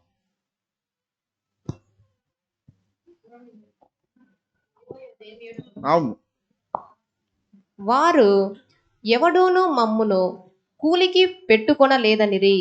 అందుకతడు, మీరును నా ద్రాక్ష తోటలోనికి వెళ్ళుడనెను. సాయంకాలం అయినప్పుడు ఆ ద్రాక్ష తోట యజమానుడు తన గృహ నిర్వాహకుని చూచి పని వారిలో చాలు సిస్టర్. వీళ్ళు ఎలా నిలబడుకున్నారు వీధిలో? మార్నింగ్ నుంచి సాయంకాలం వరకు పని కోసం నిలబడుకున్నారు. మీరు అక్కడ వెళ్తే చౌక్ దగ్గరికి మార్నింగే వచ్చి కూలి పని చేసే వాళ్ళు వచ్చి నిలబడుకో ఉంటారు. మార్నింగే వెళ్ళి పనికి వచ్చి అందరిని పిలుచుకొని పోతా ఉంటారు. మార్నింగ్ నుంచి ఈవినింగ్ వరకు ఒక మనిషి నిలబడుకో ఉన్నారు. ఎవడే ఆ మనిషిని పని కోసం పిలవలేదు. కానీ యేసు ప్రభు మనల్ని ఈవినింగ్ వచ్చి పిలుస్తున్నాడు. నువ్వు రా, నువ్వు పనికి, నేను నీకు ఇచ్చేది ఇస్తాను, న్యాయమైంది ఏదో ఇస్తానంట అన్నాడు. సరే, ఈ 1 అవర్ అన్న పని చేసి మన ఫ్యామిలీని పోషించుకుంటాం, అట్లీస్ట్ మనకి ఈ పని అన్నా దొరికిందే అని వాడు గొప్ప సంతోషంతో పోయి ఆ పని చేస్తా ఉన్నాడు. ఆ 1 గంట సేపు పని, దాన్ని ఏం చేస్తా ఉన్నారు? ఆ యజమాని ఏం చేసినాడు? ఫుల్ ఆశీర్వాదం ఇచ్చేసినాడు. సో కాబట్టి ఆయన మనసు గొప్పది. మనకున్న అవకాశం ఎలాంటిదో చూడండి. ఆ లాస్ట్ 1 గంటలో ఇంకా ఇంటికి ఒట్టి చేతులతో పోయేటటువంటి సిచ్యువేషన్ అది. సో ఆ కృపను మీరు వదులుకోవద్దండి దయచేసి. సో జనరల్ కాల్ అయిపోయింది 1881లో, వదులుకొని వచ్చినటువంటిదే అది. దాన్ని వదులుకోవద్దండి. ఒక వాక్యం చదువుకుంటాము, ప్రకటన 2:10.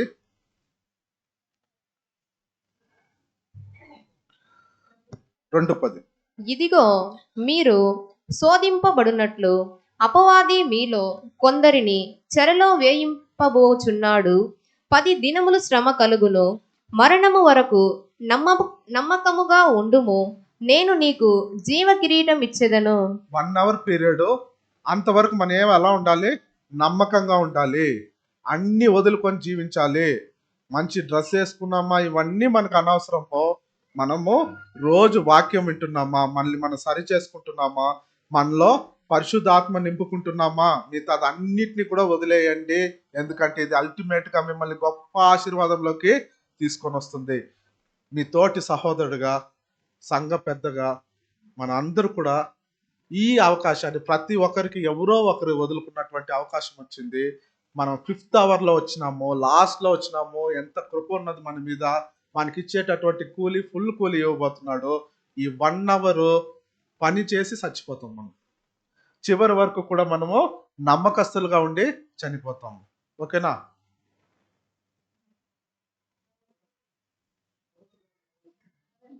ఇది ఎంతో తక్కువ, తక్కువ ఎక్కువ సౌండ్ రాలేదు. ఓకే. Thank you.